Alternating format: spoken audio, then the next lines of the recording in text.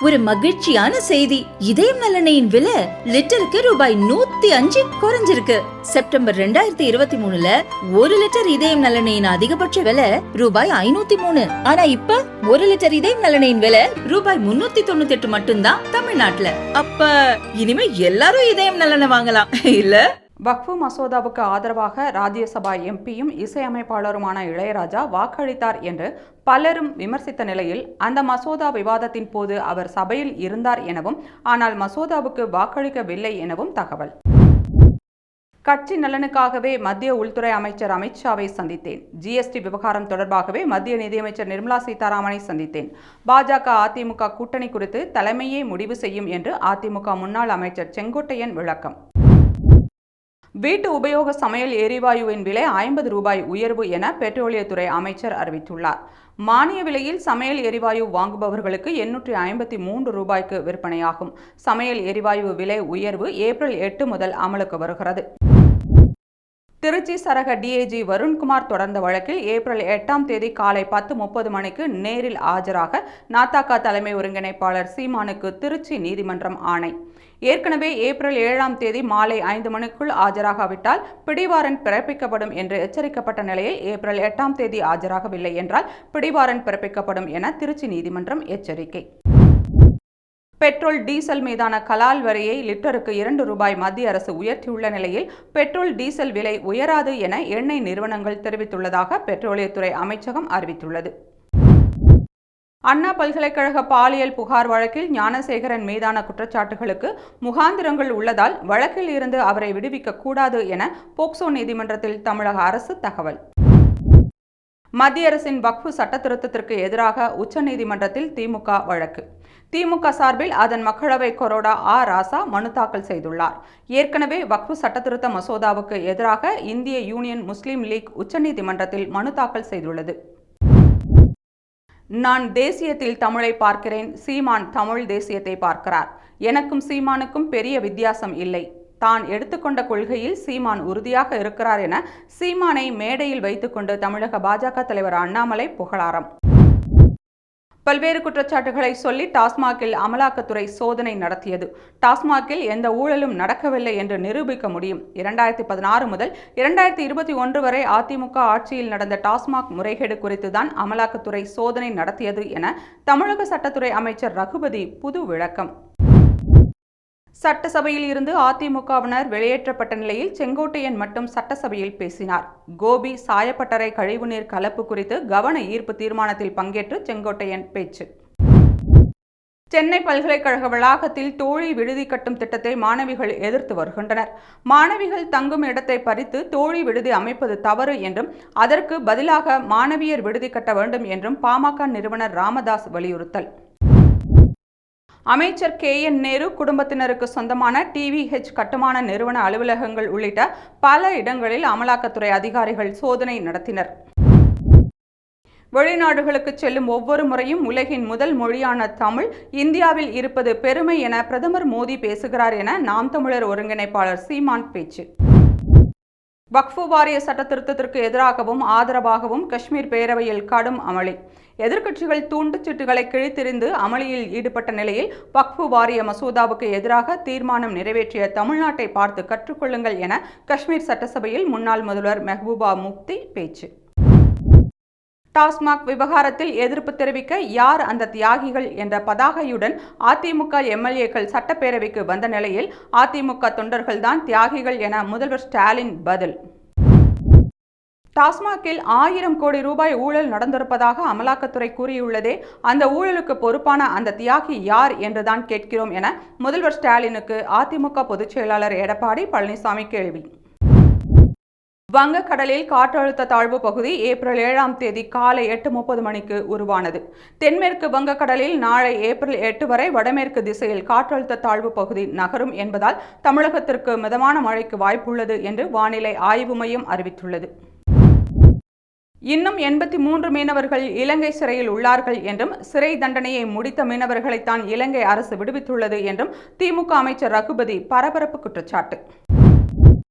மகாராஷ்டிரா துணை முதல்வர் ஏக்நாத் ஷிண்டேவை விமர்சித்த வழக்கில் ஸ்டாண்ட் அப் காமெடியன் குணால் கம்ராவுக்கு வழங்கப்பட்ட இடைக்கால முன்ஜாமீனை ஏப்ரல் 17ஆம் தேதி வரை நீட்டித்து சென்னை உயர்நீதிமன்றம் உத்தரவு. சாம்பியன்ஸ் டிராபி அணியில் நான் தேர்வு செய்யப்படாத போது என்னால் அதனை ஜீரணிக்கவே முடியவில்லை. ஆனால் மனம் தளராமல் என்னுடைய உடற்தகுதியையும் பந்துவீச்சு திறனையும் மேம்படுத்தினேன். அதற்கு பலன் கிடைத்துள்ளது என்று இந்திய கிரிக்கெட் வீரர் முகமது சிராஜ் தெரிவித்தார். திமுக ஆட்சி அமைத்த பின் 4 ஆண்டுகளில் வீட்டு வசதி வாரியம் மூலம் 4992.25 கோடி ரூபாய் மதிப்பிலான திட்டங்கள் நிறைவேற்றப்பட்டது. வீட்டு வசதி வாரியத்தில் வீடுகள் வாங்கியோருக்கு 6166 பட்டாக்கள் வழங்கப்பட்டுள்ளன என்று அமைச்சர் முத்துசாமி தெரிவித்துள்ளார். தேசிய கட்சிகள் தேசிய பிரச்சினைகளை முதன்மையாகவும் மாநில நலனை முக்கியமாகவும் வைக்க வேண்டும். மாநில கட்சிகள் மாநில பிரச்சினைகளை முதன்மையாகவும் தேசிய நலனை முக்கியமாகவும் நினைக்க வேண்டும் என்று தமிழக பாஜக தலைவர் அண்ணாமலை வலியுறுத்தல். தமிழ் சினிமாவுக்கு ரஞ்சித் வருமுன் பட்டியலின ஜாதி அதிகாரம் பற்றிய பார்வை வேறாக இருந்தது. ரஞ்சித், மாரி செல்வராஜ் போன்றோர் வந்த பிறகு மொத்த பார்வையும் மாறியது என்று இயக்குனர் வசந்த பாலன் பேச்சு. பிரதமர் மோடியின் இலங்கை பயணத்தின் போது கச்சத்தீவை மீட்பது குறித்த நடவடிக்கை இல்லாதது வேதனை அளிக்கிறது என்று சட்டசபையில் முதல்வர் ஸ்டாலின் பேச்சு.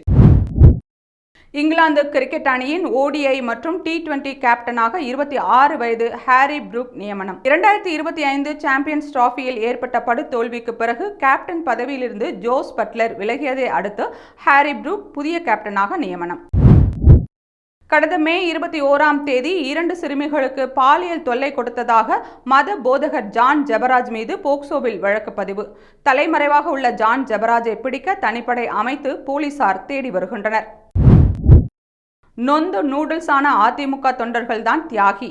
முதல்வர் பதவிக்காக காலில் விழுந்து ஒருவரை ஏமாற்றினாரே, அந்த அம்மையார் தான் தியாகி என்று தியாகி யார் என குறிப்பிட்ட பேட்சை சட்டசபையில் அதிமுகவினர் அணிந்து வந்ததற்கு முதல்வர் ஸ்டாலின் பதிலடி. அதிமுக எப்போதும் நொந்து நூலானது கிடையாது. திமுக அரசில் மீனவர்கள், மாணவர்கள், பொதுமக்கள் தான் நொந்து நூலாக இருக்கிறார்கள் என எதிர்க்கட்சித் தலைவர் எடப்பாடி பழனிசாமி விமர்சித்துள்ளார். செய்யாறு சிப்காட் மற்றும் எண்ணூர் தொழில் வட சாலை திட்டத்தை திருவண்ணாமலை வரை நீட்டிக்க முயற்சி. தொழில் வட சாலை மூலம் திருவண்ணாமலை வரும் பக்தர்களும் பயன்பெறுவர் என்பதால் முன்னுரிமை என்று சட்டசபையில் அமைச்சர் ஏவா வேலு தெரிவித்துள்ளார். 12ஆம் வகுப்பு பொதுத் தேர்வு முடிவுகள் திட்டமிட்டபடி மே 9ஆம் தேதி வெளியிடப்படும் என்றும் தேர்வு முடிவு முன்கூட்டியே வெளியாக வாய்ப்புள்ளதாக வெளியான தகவலுக்கு மறுப்பு தெரிவித்தும் பள்ளிக்கல்வித்துறை அறிவிப்பு. கடந்த 2 ஆண்டுகளாக பாஜகவுடன் கூட்டணி கிடையாது என்று சத்தியம் செய்து வந்த எடப்பாடி பழனிசாமி இன்று டெல்லி மேலிடத்தின் மிரட்டலுக்கு பயந்து சிறைக்கு அஞ்சி மீண்டும் பாஜக கூட்டணிக்கு தயாராகிவிட்டார் என்று அமைச்சர் ரகுபதி விமர்சனம். புதுச்சேரி ஜிப்மரில் ஏப்ரல் 10, 14, 18 ஆகிய தேதிகளில் புறநோயாளிகள் பிரிவு இயங்காது. மத்திய அரசின் விடுமுறை நாட்களான அந்த தேதிகளில் புறநோயாளிகள் மருத்துவமனைக்கு வருவதை தவிர்க்குமாறு ஜிப்மர் நிர்வாகம் அறிவுறுத்தல். இந்திய பங்குச்சந்தைகளில் ஏற்பட்ட கடும் சரிவு காரணமாக முதலீட்டாளர்களுக்கு 19 லட்சம் கோடி ரூபாய் இழப்பு ஏற்பட்டுள்ளது. முதலீட்டாளர்கள் பங்குகளை அதிகம் விற்பதாலும் உலகளாவிய வர்த்தக போரும் அமெரிக்காவின் பங்குச்சந்தையில் ஏற்பட்ட சரிவும் இந்திய சந்தைகள் சரிய முக்கிய காரணிகளாக கூறப்படுகிறது. தென்காசி காசி விஸ்வநாதர் கோவில் குடமுழக்கு நடைபெற்றது. 175 அடி உயர ராஜகோபுரத்தில் புனித நீர் தெளிக்கப்பட்டு 11 தங்கம் முலாம் பூசப்பட்ட கலசங்களில் குடமுழக்கு நடைபெற்றது. காலை 9 மணிக்கு தொடங்கிய திருவாரூர் ஆழி தேரோட்டம் நிறைவுற்றதை தொடர்ந்து தேர் நிலைக்கு கொண்டு வரப்பட்டது. காட்டுப்பள்ளி துறைமுகத்திற்கு கண்டெய்னரில் வந்த 922 கிலோ அளவிலான 30 வெள்ளிக்கட்டிகள் மாயமானதாக புகார். GPS கருவியை ஆய்வு செய்த போது கண்டெய்னர் 2 முறை திறக்கப்பட்டுள்ளது தெரியவந்துள்ளது. தர்மபுரியில் யானையை வேட்டையாடியதாக சந்தேகத்தின் அடிப்படையில் விசாரணைக்கு அழைத்துச் சென்ற நபர் மர்ம மரணம். வழக்கு விசாரணையை CBCIDக்கு மாற்றியுள்ளதாக சென்னை உயர்நீதிமன்றத்தில் தமிழக அரசு தகவல். கோவையில் சூறைக்காற்றுடன் கொட்டி தீர்த்த கனமழையால் 5000த்திற்கும் மேற்பட்ட வாழை மரங்கள் சேதம். தமிழக அரசு உரிய இழப்பீடு வழங்க விவசாயிகள் கோரிக்கை. சென்னை கோயம்பேட்டில் உள்ள CMDAவுக்கு சொந்தமான இடம் விரைவில் மக்கள் பயன்பாட்டிற்கு கொண்டுவரப்படும் என சட்டசபையில் அமைச்சர் சேகர் பாபு தகவல். தமிழகத்தில் பாஜக என்ற ஒரு கட்சி இருக்கிறது, அது வளர்கிறது என்று தன்னுடைய செயல்களால் நிகழ்த்தி காட்டியவர் என் அன்பு இளவல் அண்ணாமலை என்று நாம் தமிழர் கட்சி தலைமை ஒருங்கிணைப்பாளர் சீமான் பாராட்டு. திராவிட இயக்கத்தின் தலைவர்களில் ஒருவரான சவுந்தர பாண்டியனுக்கு மணிமண்டபம் அமைக்கப்படும் என்று அது தொடர்பாக சட்டசபையில் எம்எல்ஏ மனோஜ் பாண்டியன் எழுப்பிய கேள்விக்கு முதல்வர் ஸ்டாலின் பதில். அமைச்சர்கள் தங்கம் தென்னரசு, KKSSR ராமச்சந்திரன் மீதான சொத்து குவிப்பு வழக்கு மறு விசாரணைக்கு விதிக்கப்பட்ட தடை நீட்டிப்பு. மேல்முறையீட்டு மனு மீதான விசாரணையில் இருந்து நீதிபதி MM சந்தோஷ் விலகல். நடிகர் சிவாஜி கணேசனின் அன்னை இல்லம் வீட்டின் மீது தனக்கு எந்த உரிமையும் பங்கும் இல்லை என சிவாஜி கணேசனின் மூத்த மகன் ராம்குமார் தெரிவித்துள்ளார். பிரமாண பத்திரம் தாக்கல் செய்ய ராம்குமார் தரப்புக்கு சென்னை உயர்நீதிமன்றம் உத்தரவு. கோவையில் தாவேகா பூத் கமிட்டி மாநாடு நடத்த திட்டம் என தகவல்.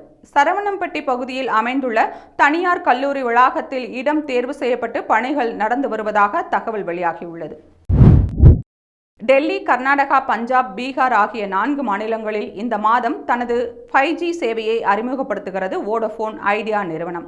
சென்னை, மும்பை, ஜெய்ப்பூர், லக்னோ உள்ளிட்ட 11 கிரிக்கெட் மைதானங்களில் 5G சேவையை அறிமுகப்படுத்தியுள்ளது VI. தமிழகத்தின் நம்பர் 1 துரோகி யார் என கேட்டால் அரசியல் தெரியாத 6ஆம் வகுப்பு மாணவன் கூட EPSஐ கை காட்டுவான். சுயநலத்திற்காக எந்த எல்லைக்கும் EPS செல்வார் என்பதற்காக நடமாடும் சாட்சிகள் OPS மற்றும் TTV தினகரன் தான் என அமைச்சர் ரகுபதி விமர்சனம். அதிமுகவில் அனைவரும் அண்ணன் தம்பியாக ஒற்றுமையாக உள்ளோம். முக்கியத்துவம் வாய்ந்த தீர்மானத்தை செங்கோட்டையன் கொடுத்திருந்ததால் அது குறித்து சட்டசபையில் தனியாக பேசியுள்ளார் என அதிமுக முன்னாள் அமைச்சர் OS மணியன் விளக்கம்.